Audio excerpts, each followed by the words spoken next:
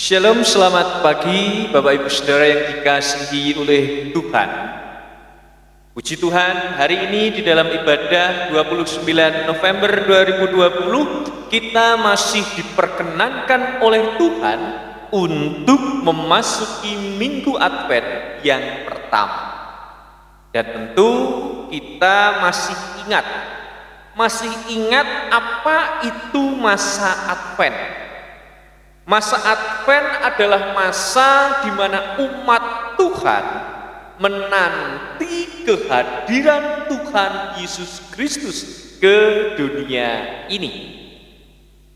Dan dalam masa penantian kedatangan Tuhan itu ada dua hal juga.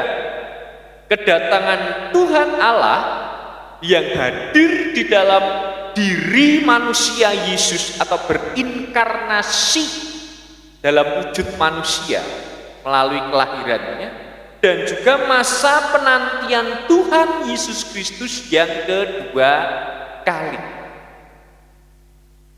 Kalau ditempatkan dalam konteks saat ini, umat di hari ini, umat Tuhan diajak untuk menanti hadirnya Tuhan Yesus yang kedua kali.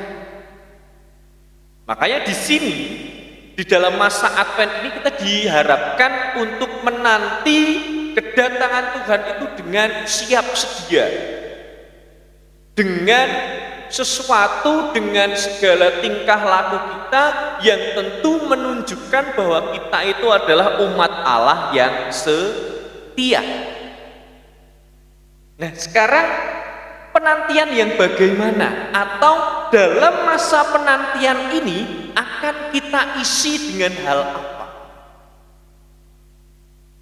Dengan hal apa? Judul khotbah saat ini adalah berjaga dan berdoa. Berjaga dan berdoa. Berjaga-jaga dan juga berdoa bukan menjadi hal yang baru ketika kita menghayati bagaimana kita manusia menanti kehadiran Tuhan Yesus Kristus. Dan diharapkan kita berjaga-jaga itu ya tetap dengan berdoa, berharap-harap jikalau nanti secara tiba-tiba Tuhan Yesus hadir. Namun berjaga-jaga dan berdoa yang bagaimana? Perlu kita dasari dulu.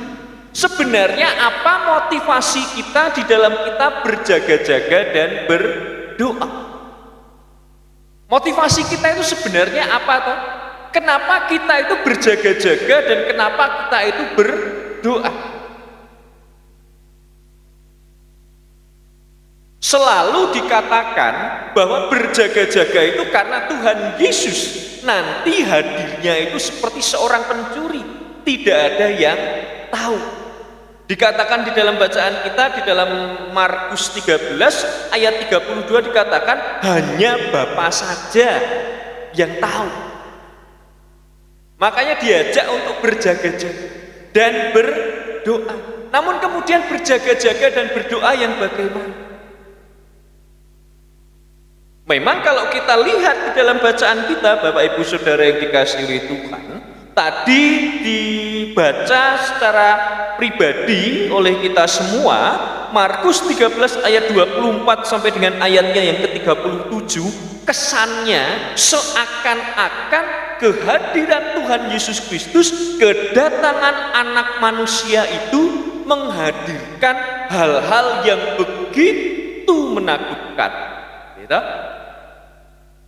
Coba silahkan dibaca seluruh pasal 13 dari ayat 1 sampai dengan ayatnya yang ke-37. Monggo dibaca dulu.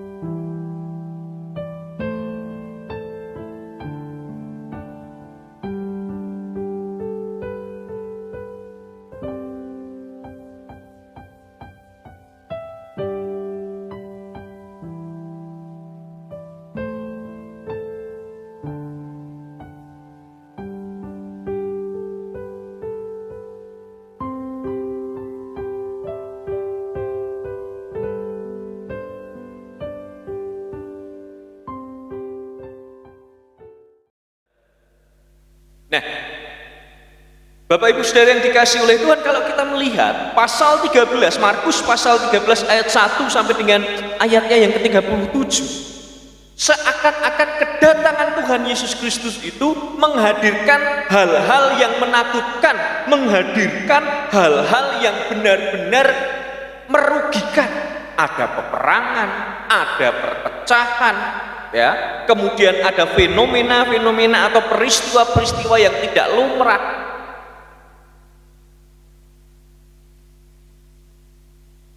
Yang memang hal-hal itu bisa dijadikan alasan ataupun motivasi sehingga kita harus berjaga-jaga dan berdoa. Karena kalau tidak berjaga-jaga, wah kalau saya tidak berjaga-jaga kok ujuk-ujuk dunia ini kiamat. Nanti tiba-tiba ada gempa bumi, nanti tiba-tiba ada bencana alam, nanti tiba-tiba ada hujan deras sampai banjir. Kalau saya tidak berjaga-jaga, wah repot. Nah kalau saya tidak berdoa, nanti saya tidak ditolong oleh Tuhan. Kalau tiba-tiba ada bencana alam, ada peperangan dan yang lain. Apakah hanya sebatas itu? Motivasi kita di dalam kita berjaga-jaga dan berdoa. Walaupun memang bacaan kita mengatakan di dalam ayat 24 sampai dengan ayatnya yang ke-27, tetapi pada masa itu sesudah siksaan itu matahari akan menjadi gelap dan bulan tidak bercahaya, dan selanjutnya sampai dengan akhir ayat 27 yang seakan-akan wah kedatangan Tuhan Yesus Kristus ini luar biasa menakutkan.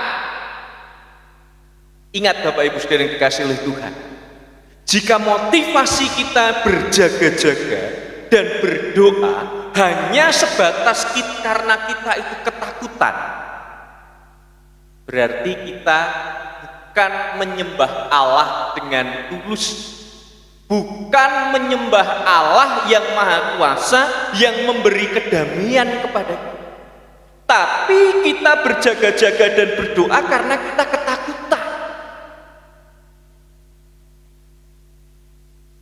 Apakah itu menjadi sebuah motivasi yang benar di dalam masa Advent saat ini? Saya takut. Tuhan Allah itu Tuhan Allah yang Maha Kasih. Tuhan Allah itu Tuhan Allah yang tidak akan pernah membiarkan umatnya, yang tidak akan pernah menegakkan setiap umatnya. Tapi umat yang bagaimana? Umat yang selalu setia kepada Tuhan. Di dalam Markus 13 ayat 13 dikatakan, tetapi orang yang bertahan sampai pada kesudahannya ia akan selamat. Tuhan pasti akan menolong. Lah kalau kita di dalam masa menanti hadirnya Tuhan Yesus Kristus, ya memang kita berjaga-jaga dan berdoa, tapi motivasi kita itu hanya motivasi ketakutan. Kalau motivasinya kita itu motivasi ketakutan, ya salah jadinya. Salah karena akhirnya kita itu tidak menyembah Tuhan Allah dengan motivasi yang benar. Motivasi yang benar itu yang bagaimana? Kita itu kan sudah diberkati oleh Tuhan. Bahkan Tuhan Allah ketika menciptakan dunia ini dan seluruh isinya dari hari pertama sampai dengan hari yang ke-6, dikatakannya dilihat bahwa semuanya itu baik. Berarti kan semuanya baik. Dan yang baik-baik itu akhirnya saling melengkapi, termasuk memberikan kehidupan, memberikan hal-hal yang dibutuhkan oleh manusia. Makanan, pakaian, segala sesuatu yang diolah sehingga bisa memudahkan kehidupan manusia. Bukankah itu membuktikan Tuhan Allah itu Tuhan Allah yang Maha Baik? Tuhan Allah yang harus dihormati, bukan ditakuti dalam konotasi negatif. Takut dalam konotasi positif adalah takut hormat, bukan takut kemudian kita menimbulkan hal-hal yang tidak berkenan di hadapan Allah. Salah satunya adalah motivasi yang salah di dalam kita menghayati masa Advent saat ini. saya berjaga-jaga, saya berdoa, saya memang melakukan pelayanan, saya memang berdoa, saya melakukan hal-hal yang baik. Karena saya itu takut dalam hal konotasi negatif pada Tuhan. Bukan karena kita itu segan, bukan karena kita itu menghormati Tuhan, tapi karena kita itu takut kepada Tuhan dalam konotasi negatif. Lalu motivasi yang benar bagaimana? Tadi saya sampaikan bahwa Tuhan Allah sudah mencukupkan segala sesuatu bagi kita, memberikan segalanya bagi kita, lebih dari cukup. Manusia diminta untuk mengolahnya. Dari zaman dulu teknologi telekomunikasi itu belum ada misalnya, sampai sekarang teknologi telekomunikasi itu bisa begitu maju sekali. Itu juga berkat dari Tuhan. Berkat dari Tuhan. Lalu motivasi yang bagaimana? Motivasinya adalah sebenarnya terlihat di dalam perumpamaan yang dikatakan oleh Yesus tentang apa? Ayat 28 sampai dengan ayatnya yang ke-29, yaitu tariklah pelajaran dari perumpamaan tentang pohon ara. Apabila ranting-rantingnya melembut dan mulai bertunas, kamu tahu bahwa musim panas sudah dekat. Ini sebenarnya sebuah penggambaran bahwa kedatangan Tuhan Yesus Kristus itu adalah kedatangan masa atau hadirnya masa yang penuh damai sejahtera. Karena Tuhan Allah itu kan sang sumber damai sejahtera, sang sumber ketentraman bagi manusia. Kenapa Tuhan Yesus mengambil perumpamaan ini? Di Israel, Bapak Ibu Saudara yang dikasihi oleh Tuhan, itu kan ada 4 musim. Ya, ada 4 musim. Musim dingin, musim gugur, kemudian musim dingin, kemudian musim semi, dan musim panas. Kalau musim gugur ya musim yang banyak daun gugurnya itu. Musim dingin di mana cuacanya itu dinginnya luar biasa, tidak bersahabat. Yang paling enak itu musim semi, hangat, menyenangkan, gitu kan. Nah, musim panas itu juga menjadi musim yang ternyata tidak bersahabat bagi manusia. Karena pada waktu itu musim panas itu ternyata suhunya bisa mencapai 40 derajat Celcius dan di sana sangat kering sekali. Sangat kering. Nah, di sini diperhatikan. Musim panas itu adalah musim yang sangat tidak bersahabat. Ya, musim yang sangat tidak bersahabat. Tanahnya kering, udaranya kering, gitu. Panasnya sampai 40 derajat Celcius. Tapi di tengah-tengah musim yang tidak bersahabat ini, ternyata Tuhan Allah menumbuhkan sebuah pohon. Ya kan? Dikatakan di dalam bacaan kita dikatakan apa? Apabila ranting-rantingnya melembut dan mulai bertunas, kamu tahu bahwa musim panas sudah dekat. Berarti ketika mau masuk musim panas, ya, di saat pohon-pohon yang lain itu kekeringan mati, pohon ara malah bertunas tumbuh di tengah-tengah musim panas yang kering yang tidak disukai oleh banyak orang. Ini menggambarkan apa? Di tengah-tengah kondisi dunia yang hancur, yang kacau balau, yang benar-benar tidak mengenakkan ini, ketika Tuhan Allah, Tuhan Yesus itu hadir yang kedua kali, menghadirkan sebuah tunas harapan yang baru. Karena apa? Gambaran pohon ara itu kan bisa menyejukkan, bisa meneduhkan. Buahnya, ya, buahnya bisa menjadi tenaga bagi tubuh manusia yang menggambarkan kesejahteraan manusia. Nah, disinilah dikatakan secara digambarkan, maksud saya digambarkan oleh Tuhan Yesus Kristus melalui perumpamaan ini, bahwa kehadiran Tuhan Yesus Kristus itu adalah kehadiran yang penuh dengan kesejahteraan, damai sejahtera. Lalu kenapa kita harus berjaga-jaga dan berdoa? Motivasi kita berjaga-jaga dan berdoa bukan karena takut dalam konotasi negatif, tapi berjaga-jaga dan berdoa yang kita lakukan ketika kita menanti kedatangan Tuhan Yesus Kristus yang penuh dengan damai sejahtera itu, yaitu motivasi bersyukur. Motivasi yang penuh dengan rasa syukur, rasa berterima kasih kepada Tuhan. Bagaimana? Puji Tuhan, saya masih diizinkan oleh Tuhan untuk mengikuti kehidupan sampai akhir zaman. Misalnya, bukan malah, loh kok wis akhir zaman lagi, aku siap-siap. Tapi kita bersyukur. Ini seperti orang ulang tahun ya. Orang ulang tahun kalau dia kan tambah usianya. Kalau orang itu bersyukur, puji Tuhan, usia saya sudah 30 tahun. Kalau orang yang dalam konotasi negatif bukan bersyukur, loh aku kok wis tua ya, umurku wis 30.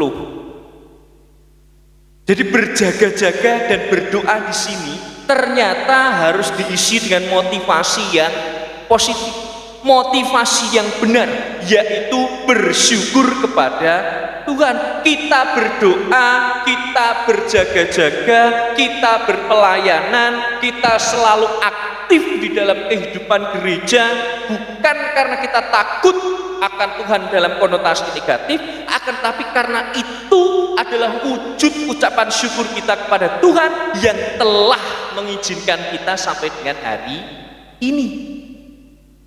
Sampai dengan hari ini. Jadi berjaga-jaganya itu adalah berjaga-jaga agar kita itu tidak terlena sehingga kita meninggalkan Tuhan. Berjaga-jaga agar kita itu tidak lupa untuk bersyukur kepada Tuhan.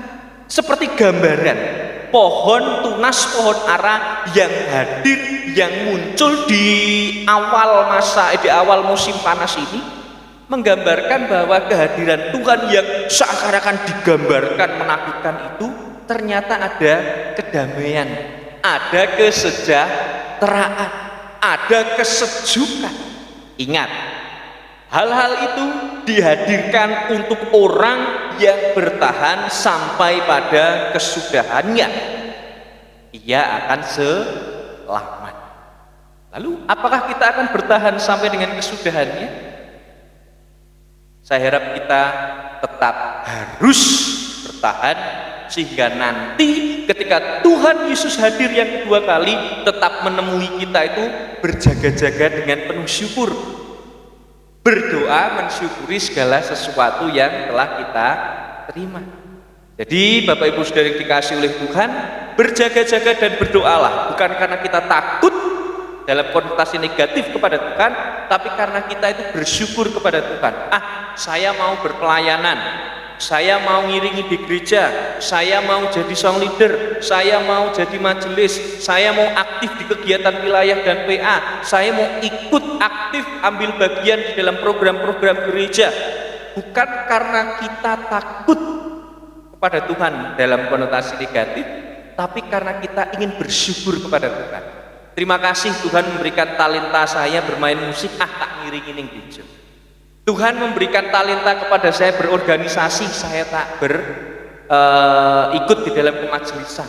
Tuhan memberikan kelebihan di dalam materi, saya tak ikut program bakti sosial. Karena kita bersyukur kepada Tuhan. Nah, itu adalah wujud kita berjaga-jaga kepada Tuhan. Dan ingat, di dalam doa-doa kita jangan melulu kita itu mengeluh, bersyukurlah.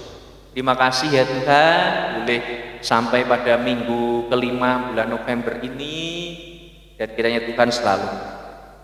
Maka dari itu, selamat memasuki masa Advent di tahun 2020 ini, selamat berjaga-jaga dan berdoa. Ingat, jangan takut kepada Tuhan dalam konotasi negatif, tapi bersyukurlah kepada Tuhan. Tuhan memberkati. Amin.